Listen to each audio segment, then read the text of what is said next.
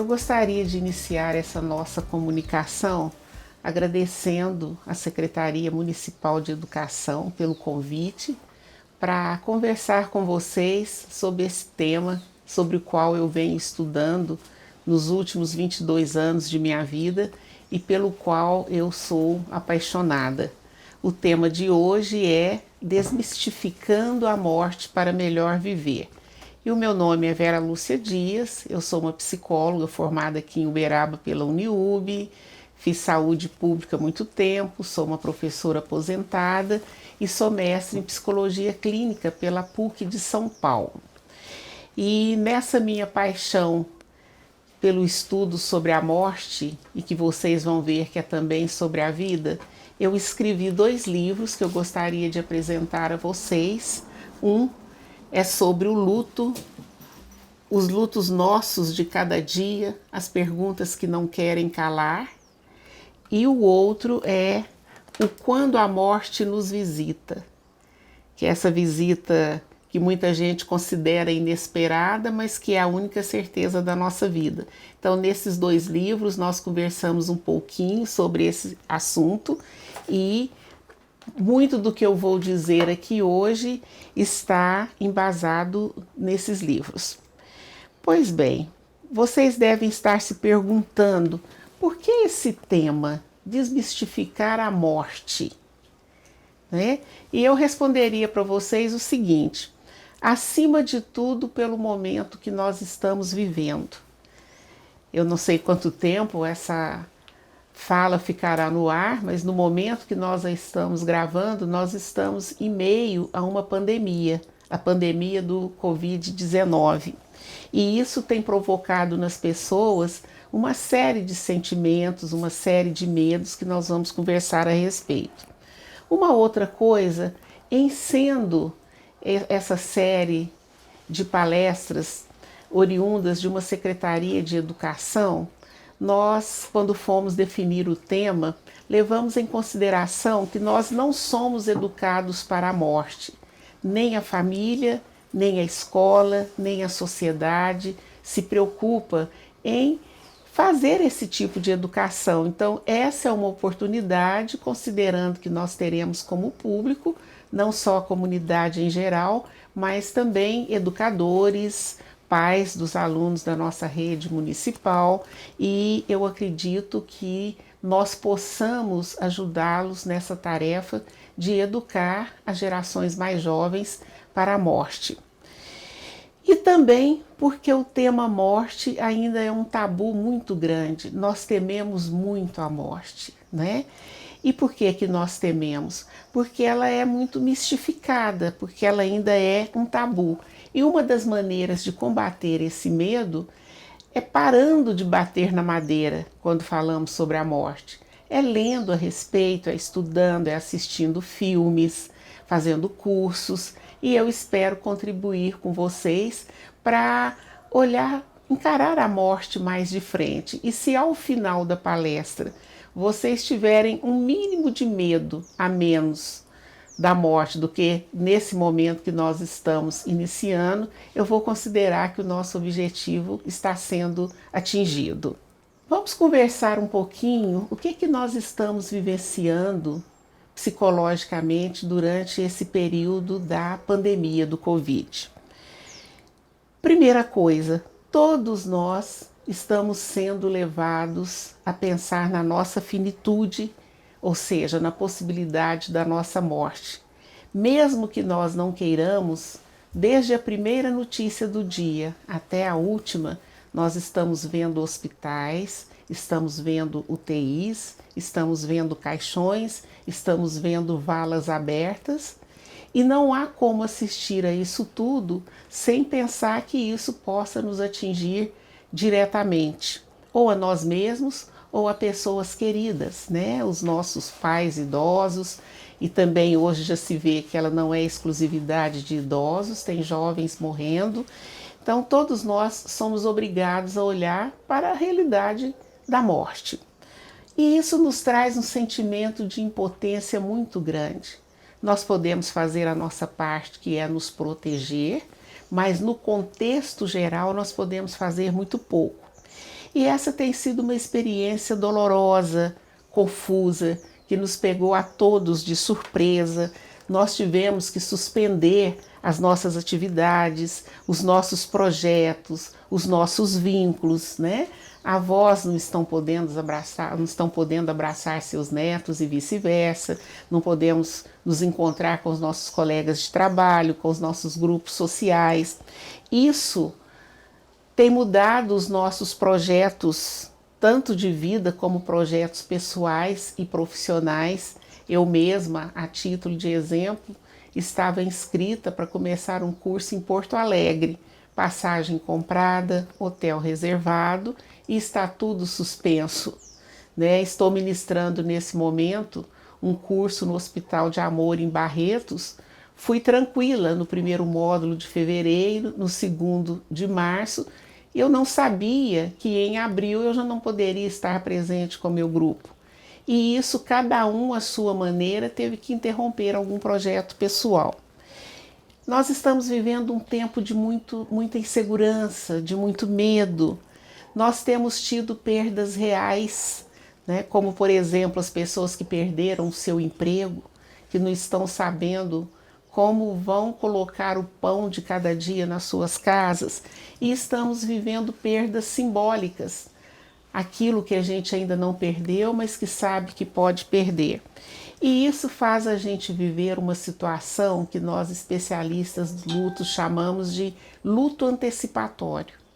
É quando, por exemplo, você tem um familiar com uma doença sem possibilidade de cura e que o médico avisa: olha, essa pessoa não vai sobreviver durante muito tempo. Então você começa a vivenciar, mesmo antes da pessoa partir, um luto que nós chamamos de antecipatório. E então vamos falar agora um pouquinho sobre perdas, morte e luto. Por que nós nos enlutamos? Todo mundo na sua vida, em algum momento, já viveu um luto. Por quê? Nós nos enlutamos por aquilo que nos é importante, por rompimentos afetivos, por mudanças, por encerramentos de ciclo de vida, por transições, até pela perda de valores humanos, né? Pergunta para uma família o que ela perdeu, por exemplo, quando teve um filho assassinado. Ela perdeu a fé na humanidade, ela perdeu a crença nos homens, né? Ela perdeu a crença que a bondade existe, que o respeito existe. E então essa família se enluta não só por aquela pessoa que se foi, mas também por não poder acreditar mais na humanidade, pelo menos temporariamente. Nós nos enlutamos pela perda de pessoas, por objetos, pela perda de animais de estimação. Nesse tempo presente, muitas pessoas têm como única companhia viva de ser vivo o seu animalzinho de estimação. Pessoas que moram sozinhas têm o seu cãozinho, o seu gatinho. E quando esse animal morre, essa pessoa fica de luto semelhante ao de uma pessoa, porque aquele animal era sua fonte de afeto. Era ele que fazia festa quando ela chegava em casa, era com quem ela conversava. Então essa pessoa vai enfrentar um luto como se fosse o de um ser humano. Só que nós nos esquecemos que a vida de todos nós é uma sequência de perdas e ganhos. E todas as vezes que nós perdemos, nós ficamos de luto. O que é essa sequência de perdas e ganhos? O próprio desenvolvimento humano pressupõe perdas. A criança, quando nasce, ela perde o útero da mãe, aquele lugar quentinho, gostoso, que lhe provém de todas as necessidades. Quando a criança começa a andar, ela tem que perder o colo da mãe, ela tem que sair do colo. Quando ela vai para a escola, ela perde um pouco do ambiente domiciliar para poder aprender mais coisas sobre o mundo. Essa criança cresce, vai estudar numa faculdade fora, por exemplo, então ela perde a sua convivência diária do lar. A pessoa que ganha o seu diploma, ela está perdendo o seu tempo de universitário. A pessoa que se casa está perdendo a sua vida de solteiro. A pessoa que se divorcia está perdendo a sua vida de casado. Então, são acontecimentos da vida de todo mundo e que são vividas com uma certa sensação de perda, em maior ou menor grau, dependendo das circunstâncias, dependendo da pessoa, porque cada um tem a sua história, cada um tem a sua maneira de enfrentar as etapas da vida. E o que é o luto? Essa palavra que vocês ouvirão muito hoje aqui da minha boca. O luto é uma experiência inevitável, é uma experiência que a gente tem que viver após uma perda. E essa vivência, ela é semelhante a uma ferida física, só que ela é emocional. Mas semelhante como? Vocês devem estar se perguntando. No sentido de que ela dói, de que ela sangra e que ela precisa de um período para cicatrizar.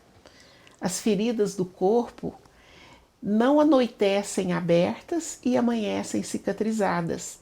O nosso organismo físico precisa de um tempo para colocar em funcionamento as nossas células de defesa para cicatrizar aquela ferida física. No luto, vamos dizer assim, o nosso coração fica aberto numa ferida. E aí as nossas células emocionais, vamos usar essa analogia, também entram em ação para a gente se recuperar e tocar a vida normalmente. Então, esse tempo de recuperação, de cicatrização, é o que nós chamamos de luto. E que cada um vive à sua maneira. Os estudos nos contam muitas coisas, mas ser humano é único. Cada um vive o seu luto, os seus ganhos, as suas perdas, as suas vitórias, as suas derrotas, à sua maneira, né? E o importante, principalmente se tiver alguém ouvindo, assistindo e que esteja de luto, é que ao final desse trabalho de cicatrização, todos nós saímos mudados de um luto, de uma perda, porque nós temos que ressignificar as coisas, nós temos que transformar as coisas, ou seja, nós não somos os mesmos após uma perda significativa, né? E não é só o sofrimento que vem aprendizados junto. Vocês verão ali na frente, quando eu falar, por exemplo, sobre o luto por viuvez, os aprendizados que uma senhorinha que fica viúva tem que fazer e que ela não precisava enquanto ela tinha o seu marido ao seu lado. Agora, por que é importante compreender os nossos processos de luto? Primeiro, para que a gente possa se compreender melhor diante das suas perdas.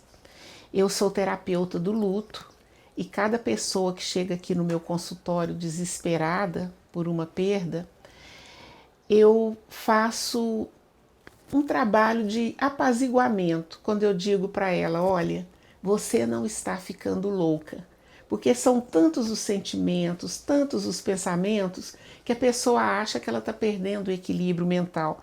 Então a primeira coisa que eu tenho que dizer é, olha, isso é normal num processo de luto. Então não se desespere, isso vai passar, né? Vem uma mensagem de esperança junto com isso. Você não vai viver em luto eternamente. É importante também compreendermos para que nós possamos ajudar os outros, para que nós possamos acolher os outros que estejam vivendo seus processos de luto. Nós que trabalhamos em escola, eu vejo que algumas professoras devem assistir isso, vez ou outra um aluno perde uma mãe, nós perdemos uma colega de trabalho, uma criança, uma aluna, né? Ou por uma doença, ou por um atropelamento, ou por, não importa o motivo, né? Mas a morte está sempre nos visitando, como diz o meu livro, e nós nos enlutamos no ambiente familiar, no ambiente de trabalho, nos nossos grupos sociais. Então, sempre haverá alguém enlutado ao nosso lado. Não só pela morte, como eu já disse anteriormente, por um divórcio, por uma separação, por um desemprego inesperado, né? Então, se nós passarmos a olhar a vida sob essa ótica das perdas e dos ganhos, nós sempre saberemos reconhecer quando alguém está de luto. Também é importante nós falarmos sobre isso, porque, de modo geral, a maioria das pessoas é despreparada para lidar com a morte, para lidar com a perda, né? É muito comum em entrevistas as pessoas perguntarem: o que eu digo num velório? Eu não sei o que dizer. O que eu digo numa visita de pêsames? Eu costumo responder: olha, acolha, não precisa de muita palavra. Dê um abraço acolhedor que essa pessoa vai perceber que você está com ela. Ofereça seus préstimos, mas não fica repetindo essas frasezinhas chavões, sabe, do tipo foi Deus quem quis, porque isso faz a pessoa se sentir incompreendida. Tá, Deus quis, mas ela também queria a pessoa do lado dela. Por favor, não digam também com aquela cara de piedade. Você tem que ser forte. O que é esse ser forte? É não sentir? É não chorar? É não se lamentar? Né? Então há um tempo para isso. Há um texto bíblico que eu gosto muito que diz assim que na vida há um tempo para tudo. Há um tempo para chorar e um tempo para rir. Há um tempo para plantar e um tempo para colher, há um tempo para juntar e há um tempo para desfazer. Então, esse período de luto é um tempo da vida, como as estações do ano se sucedem, todos nós temos na nossa vida tempos bons e tempos difíceis, né?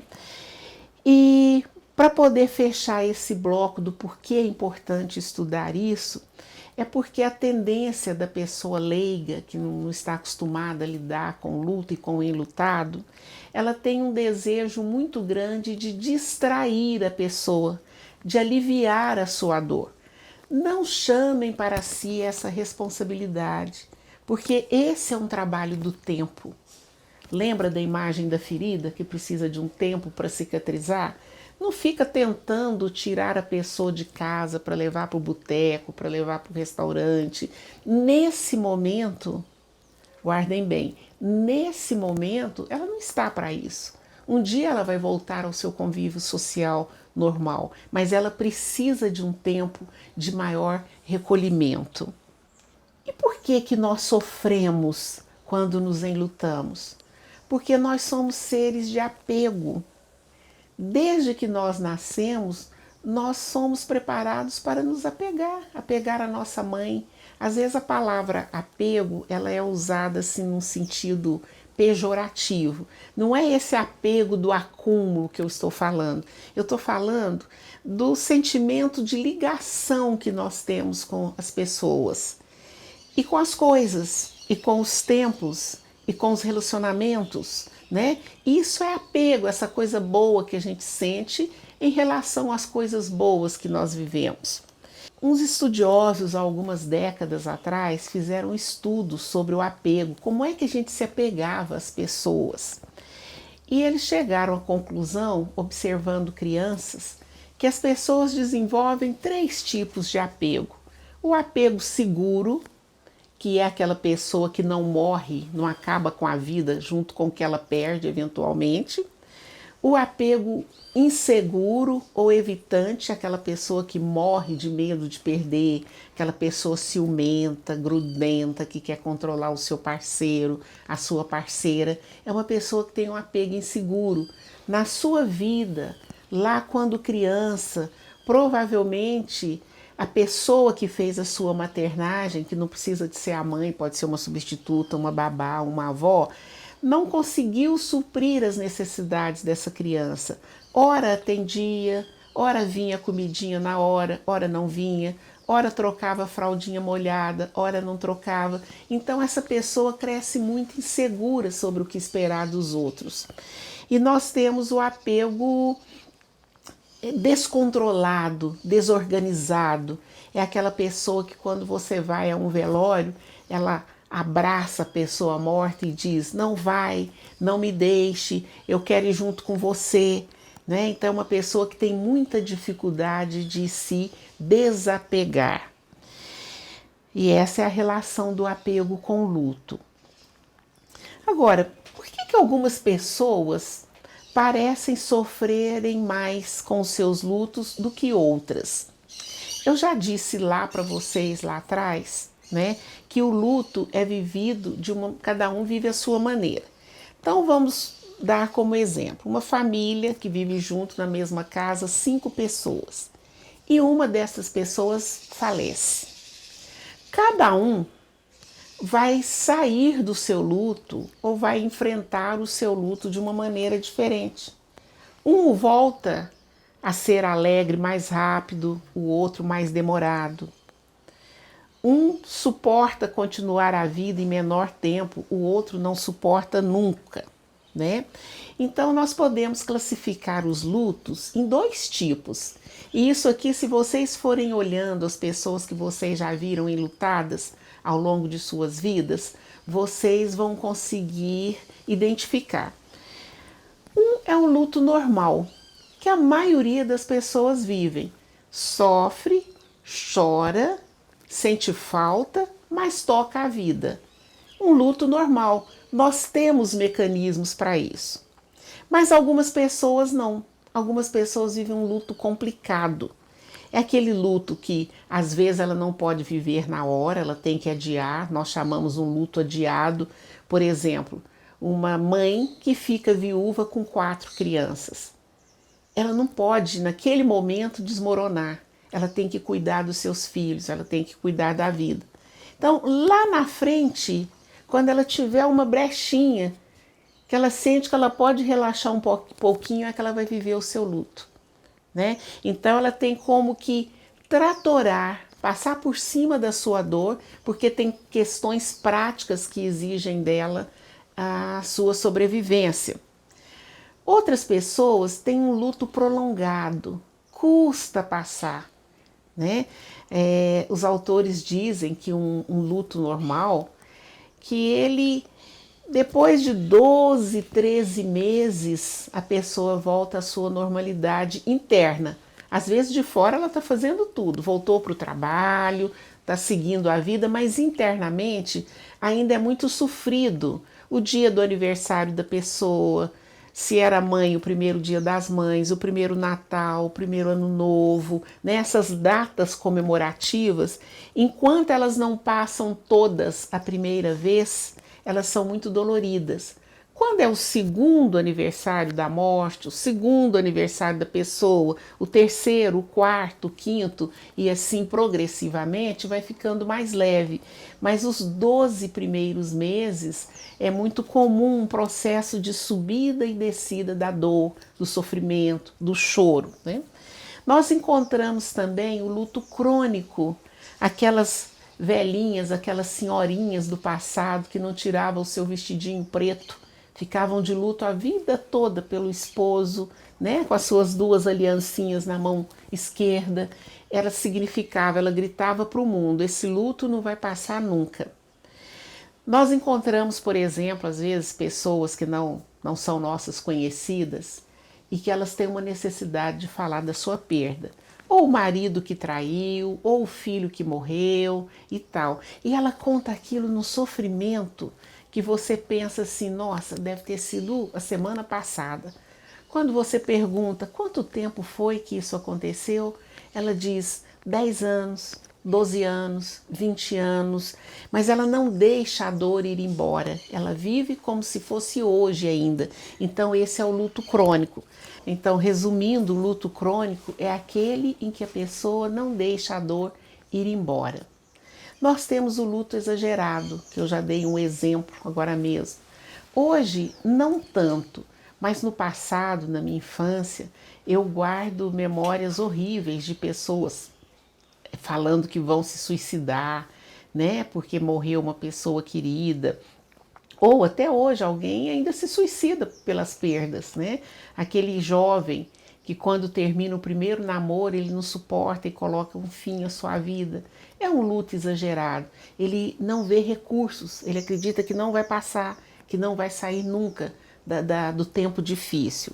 E nós temos um outro tipo de luto muito comum também, que é o luto não autorizado, que é quando a gente não autoriza a pessoa a viver a sua dor, né?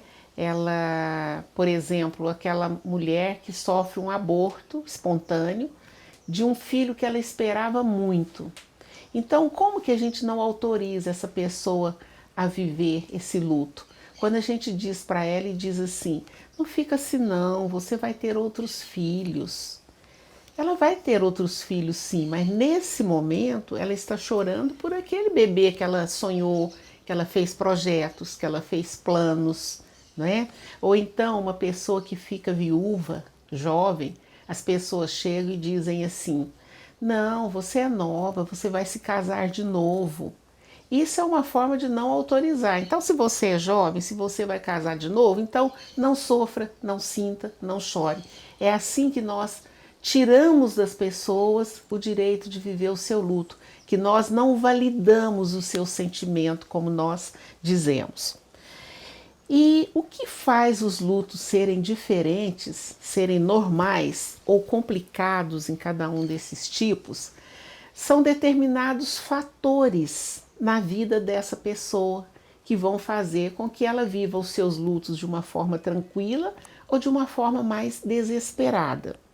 Então, nós temos fatores de antes de ocorrer a perda, nós temos fatores ligados à circunstância da perda, ou como que foi a morte, e nós temos fatores de depois da perda.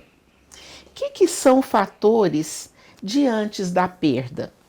Por exemplo, o tipo de vínculo que você tem com a pessoa, a natureza do vínculo. Se é um vínculo forte, é óbvio que você vai sofrer mais. Se é um vínculo mais frágil, você vai sofrer menos. A idade da pessoa que faleceu, a gente sofre pela morte de uma avó de 90 anos, mas o sofrimento pelo filho de 9 anos é diferente, né? Nas pessoas mais velhas, a gente acredita que ela já cumpriu o seu ciclo. No jovem, na criança, ela é uma promessa, né? Os pais sonham com a sua formatura, com o seu casamento e por aí afora, e isso não vai se cumprir. Então, isso é um fator de risco para um luto complicado. Nós vamos falar ali na frente do luto parental, que é o luto dos pais. As circunstâncias da perda.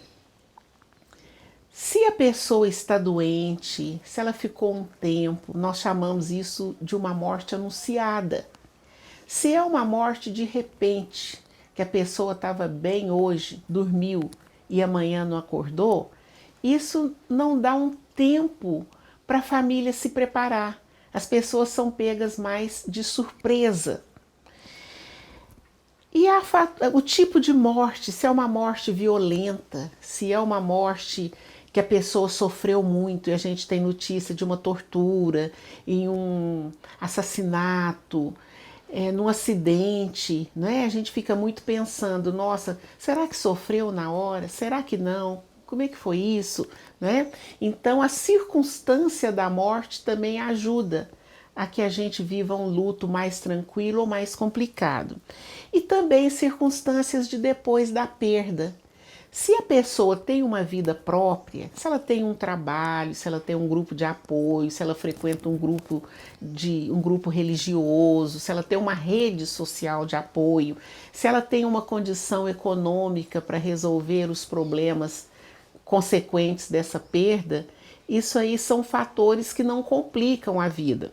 Agora imaginam, juntem os fatores. Uma esposa que perde o marido, que era o único provedor da casa, que resolvia todas as questões. Ela não tinha um vínculo fora, não tinha um trabalho, então ela não vai ter uma rede de apoio social.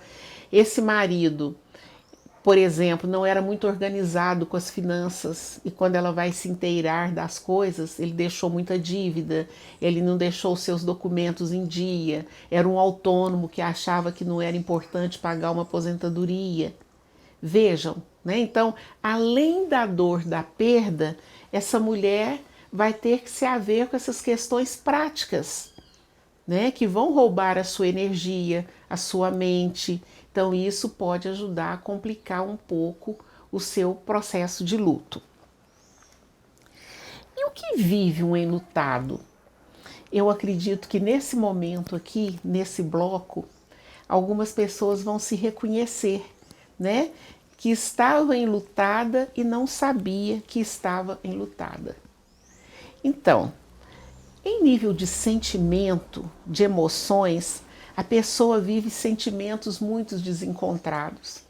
Ela varia da raiva, da culpa, da saudade, ela se sente abandonada, se sente desamparada, né? Isso tudo no nível emocional, em nível de sentimento. Ela se sente impotente, ela não pode fazer nada, ela não pode fazer a pessoa viver novamente. Então, a cabeça da pessoa fica um redemoinho de pensamentos nem sempre encontrados, né? Ora ela ama a pessoa, ora ela chega a odiar, né? Por que você me abandonou nessa situação? Por que você me deixou nessa sem me avisar?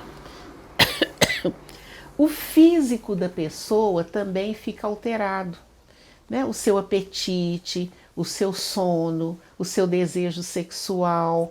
Ela fica com aquela sensação de dor no peito, como se tivesse uma bola na garganta, que a comida não desce. Popularmente as pessoas definem assim: não adianta, eu não consigo comer, não passa na minha garganta, né? Palpitações, sudoreses, são tudo reações de luto. Alterações no rendimento intelectual. Se é uma pessoa que está estudando, ela não consegue estudar nesse período, né? A criança na escola, a cabecinha dela está pensando lá no papai que morreu. Né? Uma professora, o rendimento dela num período de luto logo subsequente, ela não consegue preparar suas aulas como antes, não consegue corrigir suas provas como antes. E isso é normal e esperado durante algum período de tempo. É um desejo de isolamento social. A pessoa não quer sair, ela não tá para festa, ela não tá para boteco, ela não tá para bebedeira, ela quer ficar no que a gente chama de ensimesmamento, voltada para si mesma, para poder pensar, para poder sentir, para ficar em contato consigo mesma. Alterações no comportamento, né? Pessoas que têm tendência ao uso de álcool, ao uso de medicamentos para dormir, ao uso de drogas, nesse período elas ficam tendentes a se tornarem mais dependentes dessas muletas. Alterações espirituais. Uma pessoa que não tem uma fé sólida, o que acontece diante de uma perda? Ela começa a duvidar de Deus. Como é que Deus me deixa passar por isso? Eu rezo tanto, eu pedi tanto a Deus para que curasse essa pessoa, né? Então ela joga a perda, a morte, que é uma coisa inerente ao ser vivo, ela joga para a conta de Deus e briga com Deus. Algumas se reconciliam, outras infelizmente não. E as mortes traumáticas, o que eu vou chamar de morte traumática aqui? O filho que foi para o churrasco e voltou morto, né? Não voltou para casa, voltou para uma sala velatória de uma funerária. Isso é muito traumático. Então, esse tipo de luto inesperado, a pessoa ainda vive um conjunto de sintomas que nós chamamos de estresse pós-traumático, de ficar lembrando da cena, de não conseguir dormir, de ficar hipervigilante, assustada, qualquer coisinha ela se assusta, né? Mas isso tudo, a tendência é a de passar com o tempo, no luto normal. No luto complicado, o tempo vai passando e esses sintomas não vão diminuindo. A gente diz sintoma, sintoma é muito usado para doença, né? E o luto não é uma doença. As manifestações dessa fase de luto. Eu gosto muito de duas imagens quando eu converso sobre luto. Uma é a da imagem de um quebra-cabeça que se desfaz. A nossa vida vai montadinha, tudo ajeitadinho, cada pecinha no seu lugar. De repente, diante de uma perda, nós ficamos como nós estamos nessa pandemia. Tudo desorganizado, não sabemos para onde vamos, não sabemos o que nos espera. Mas a tendência é as pecinhas desse quebra-cabeça irem sendo recolocadas no seu devido lugar. vai faltar aquela pecinha de quem se foi, né? Mas o quebra-cabeça remonta. E a outra coisa que eu gosto de comparar as instabilidades de um período de luto é com os gráficos que nós conhecemos dos eletroencefalogramas, eletrocardiogramas, eles são cheios de ondas. Então, num período de luto, nós ficamos daquele jeitinho. Um dia estamos lá em cima, no outro dia estamos cá embaixo, né? Você começa, de repente, um belo dia, você chega ao final e diz: nossa, hoje eu não chorei. Passa uma semana, né? Porque o choro fácil é uma das características do luto. A pessoa está falando e o choro está vindo. À medida que o tempo vai passando, esse choro vai diminuindo. Mas de repente, um belo dia, uma música que a pessoa gostava. Você passa na rua e vê um perfume que a pessoa usava, uma camisa igual que a pessoa usava, uma expressão que ela dizia, aí abre a torneirinha do choro novamente. Só que isso vai se espaçando, né? Vai diminuindo, o choro já não é tão fácil. Tem algumas coisas que são gatilhos, que disparam o choro e o sentimento, mas você se recompõe com maior facilidade. Bom, eu disse lá no começo, né, que um dos motivos por termos escolhido esse tema é o fato de nós estarmos vivendo a pandemia do Covid-19. Essa pandemia pode gerar lutos complicados? Pode sim, e eu vou dizer por quê. Primeiro, quando nós estamos sentindo a nossa vida ameaçada, nós estamos vivendo um luto antecipatório. Não sabemos dia, não sabemos hora, não sabemos como, não sabemos quando, não sabemos se sairemos dessa vivos, né? Nós vivemos também a ameaça de perder pessoas queridas. Uma outra coisa que que está sendo assim, o maior fator que mais nos preocupa a nós psicólogos é as condições em que as mortes têm ocorrido. Você tem que deixar a pessoa no hospital e não pode ir visitar, não pode olhar numa UTI, não pode segurar na mão. As famílias com dificuldades até para ter notícia de como sua pessoa querida está. Né? Então isso é um complicador. E se essa pessoa vem a óbito, os rituais fúnebres não podem ser realizados. Então essa pessoa vem numa urna lacrada. Se a pessoa pode usar aquela urna com visor, ela ainda vê pelo menos o rosto da pessoa. Mas os enterros de urnas lacradas são ruins porque a pessoa fica sempre na fantasia.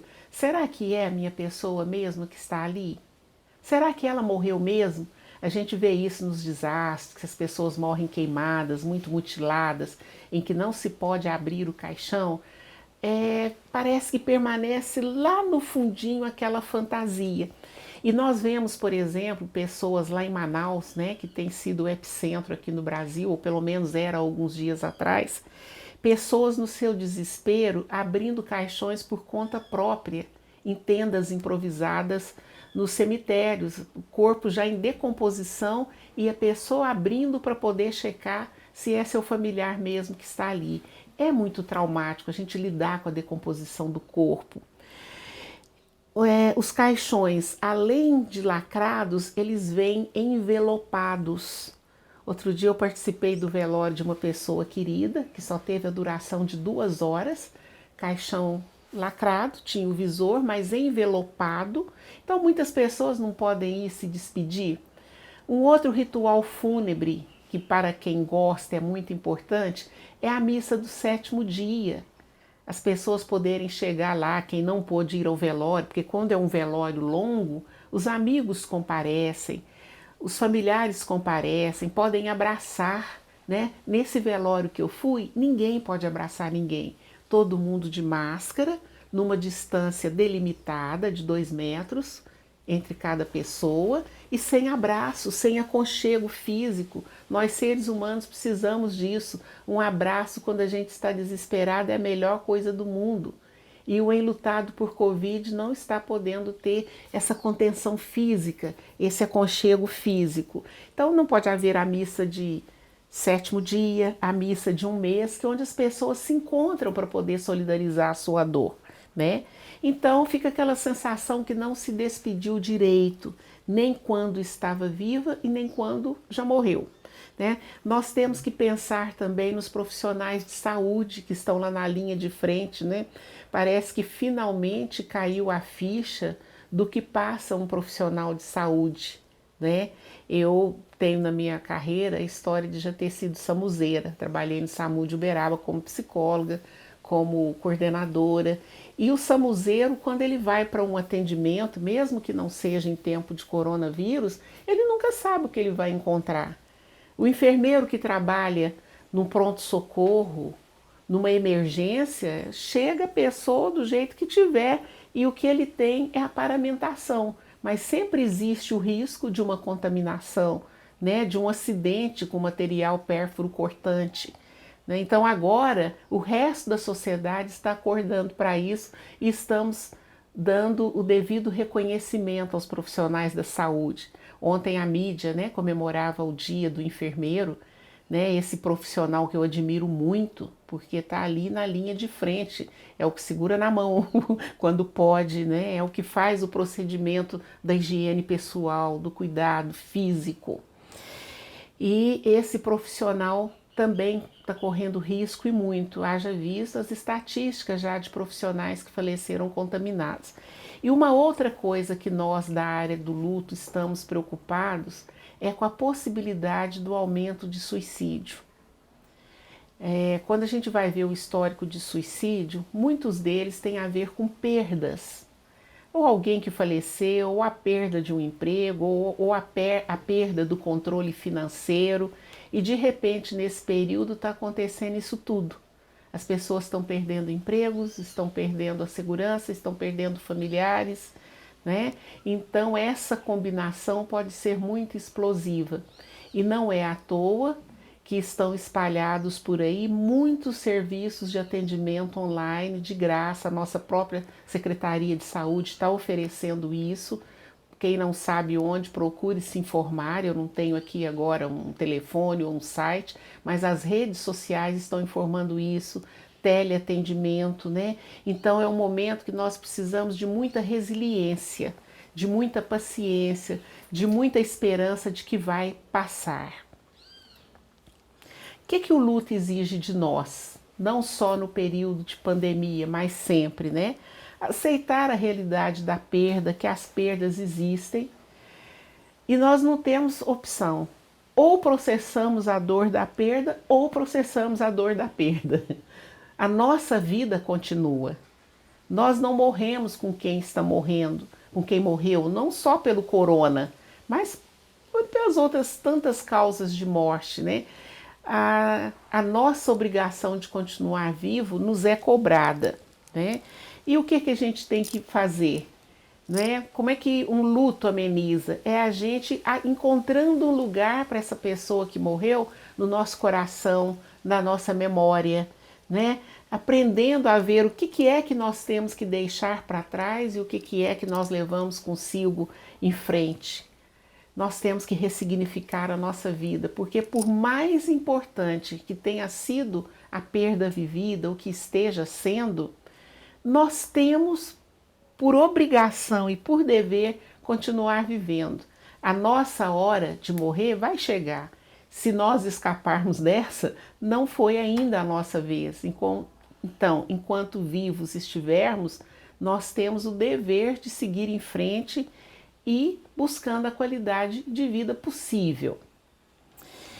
Eu gostaria de dizer agora, já a caminho do encerramento, um pouquinho do luto de crianças. Então, como esse trabalho é uma iniciativa da Secretaria de Educação em parceria com a Câmara, eu acredito que ele vai chegar até educadores e muitos. Então, a criança, assim como nós fomos um dia, nós não nascemos com o conceito de morte construída. Nós vamos construindo ao longo do tempo, né? Então, por exemplo, uma criança de até 5 anos, ela não tem capacidade intelectual para aprender as 3 características principais da morte, que são a irreversibilidade, quem morreu não vai viver novamente, A universalidade da morte, ela vem para todo mundo, e a não funcionalidade. Quando a gente morre, a gente para de funcionar. O que acontece, gente? Tem pessoas que permanecem a vida inteira sem aprender esse conceito de morte. Ela permanece como uma criança menor de 5 anos. Como assim? Vocês se perguntam. Quando morre uma pessoa do seu ciclo, ela vive aquilo como se só ela passasse isso. Ela não compreende que todas as famílias vivem a morte um dia. Ela não compreende a universalidade. A outra coisa, ela não compreende a irreversibilidade. Se ela pudesse, ela gostaria de brincar, de matar e morrer, de viver e morrer como uma criança brinca. Vocês já viram que a criança fala pá, pá, mata, o outro morre e de repente revive. Por que ela brinca de viver e morrer? Porque ela está matando, mas ela sabe que não está matando, porque é uma brincadeira, que a pessoa vai reviver, né? E também ela não separa bem o que é um ser animado de um ser inanimado. Mas do adulto a gente espera que já tenha aprendido esses conceitos. Que a morte é universal, que ela vai chegar para mim, para as pessoas que eu gosto, que ela é irreversível, né? São conceitos que a gente aprende. A criança dos 5 aos 9 anos, ela já aprende a distinguir que morreu, pelo menos fisicamente, acabou. A irreversibilidade ela aprende.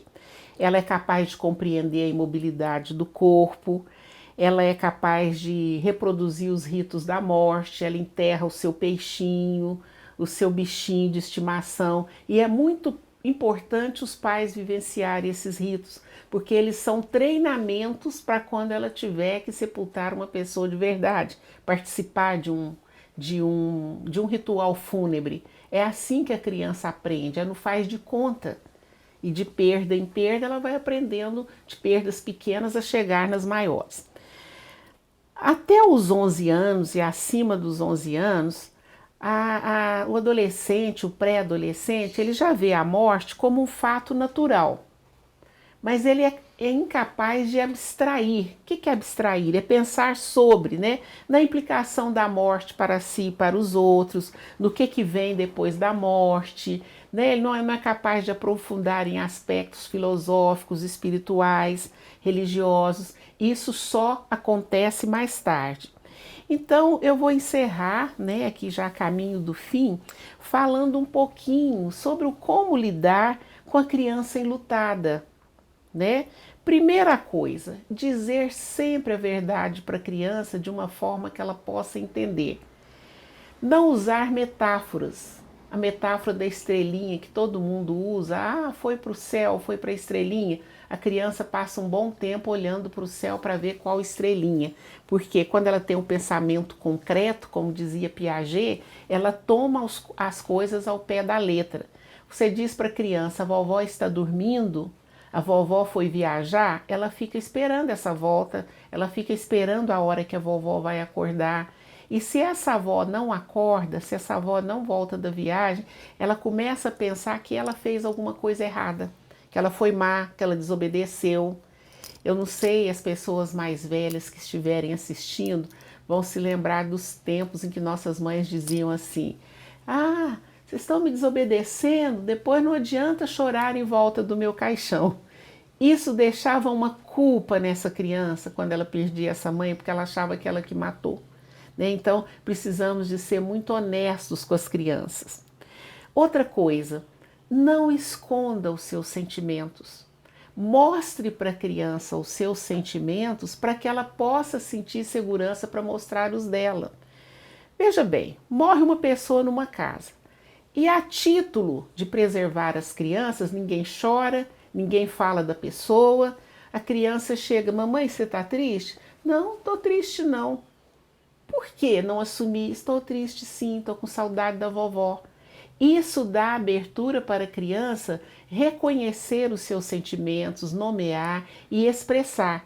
ela expressa pelo desenho, ela expressa de várias maneiras, pelo joguinho, pela brincadeira.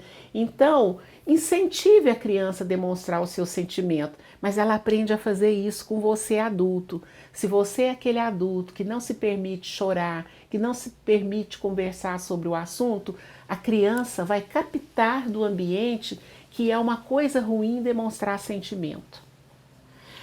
Outra coisa, acolha os sentimentos da criança. A criança fica enraivecida, tá? De repente ela tem saudade do pai, cadê esse pai? Ela tem saudade da mãe, cadê essa mãe? Ela não compreende, ela tem dúvidas, ela faz perguntas. Deixe ela fazer perguntas, né? Utilize livrinhos de história. Os nossos livrinhos de história sempre tem uma morte de pai, de mãe, no Joãozinho e Maria, né? Mas no final as coisas ficam bem. Então a mensagem que a gente passa com essas histórias é que ela vai ficar bem também, que ela vai sofrer como Joãozinho e Maria, mas que vai passar. Ajude a criança a cultivar os diferentes tipos de lembranças, seja pela conversa. Hoje, né, com os recursos digitais, você pode assistir vídeo com a criança, olhar fotos, né, olhar álbuns, montar uma caixinha de memória com a criança. Olha, vamos guardar coisas da vovó que nós queremos guardar. Não podemos ficar com tudo. Nós vamos dar os vestidos, vamos dar os calçados, mas vamos guardar. O que você quer guardar da vovó? Ah, eu quero guardar o colarzinho da vovó. Ótimo, coloca naquele baúzinho de memórias, naquela caixinha, para a criança olhar quando ela tiver vontade, né? Faça um álbum junto com ela, que quando uma pessoa morre, são tantas as lembranças, organize. Eu receito isso mesmo, porque é muito terapêutico para os meus pacientes. Olha, faça uma caixa, um álbum com aquilo que você quiser guardar. Pegue as fotos das mais antigas até as mais novas, a mais antiga que você tiver, até a estampinha de 7º dia, e faça um álbum. Quer dizer, a vida daquela pessoa vai ficar registrada nesse álbum de memórias. Se você tiver alguma fé, alguma crença, partilhe com a criança o que você acredita. Se você é espiritualista, por exemplo, e acredita que a gente tem corpo e espírito, e que com a morte esse corpo, essa casca deixa de existir, mas o seu espírito continua, fale sobre isso com a criança, né? Mesmo se ela não entender, se ela te perguntar coisas que você também não entende, não tenha vergonha de dizer, olha, a mamãe não sabe tudo. Tem coisas que a mamãe não sabe se é bem assim, mas eu acredito que, né? E à medida que a criança vai crescendo, ela vai fazendo o seu corpo de crenças. Seja simplesmente humano. Aceite que o ser humano sofre, chora, sente falta. Se você aceitar isso em você, você vai aceitar no outro. Você não vai querer distrair o outro da sua dor, do seu sofrimento. Então seja espontâneo com o sofrer, com a solidão, com o sentimento de abandono e com a separação que a criança vive. Separar é doído mesmo, não é fácil. Por isso que nós sofremos, porque nós somos seres de apego. E para concluir, né, como se fosse uma revisão disso tudo que nós dissemos, né, minha gente, não vamos nos esquecer que a morte é o destino certo de todos os seres vivos. Se nós estamos vivos, nós um dia iremos morrer. Nós, os nossos familiares queridos, né? E alguns filósofos dizem, os existencialistas, que nós começamos a morrer no dia em que nascemos. E se a gente acreditar nisso, cada dia a mais de vida é um dia a menos de vida, né? Então, a cada dia nós estamos indo em direção a esse destino inexorável. Se é assim, vamos tentar viver da melhor maneira possível, né? A morte, ela sempre vai ser geradora de sofrimento, né? Então, vamos acolher esse sofrimento como uma coisa natural, essa falta, essa saudade, mas também acreditando que um dia vai passar, né? Toda morte provoca rompimento de laços, rompimentos de convivência, nos provoca falta, nos traz recordações, né? A gente vê agora no Dia das Mães, que foi recente, as pessoas dizendo que saudade da minha mãe, que saudade daquela comidinha que ela fazia, que saudade de ligar para ela, de poder ligar, né? Isso um dia cessa. Eu ouço dos enlutados que eu atendo, nossa, o telefone toca e eu vou naquela esperança que era o fulano, para ouvir a voz e não ouço. Às vezes eu fico ouvindo as mensagens para ouvir a voz, porque os nossos sentidos com o tempo, você vai esquecendo o cheiro da pessoa, a voz, o que você sentia com toque, né? Eu ouço de mães enlutadas dizendo assim: Vera, o que eu mais queria era poder abraçar o meu filho de novo. Então, nós seres humanos precisamos da concretude.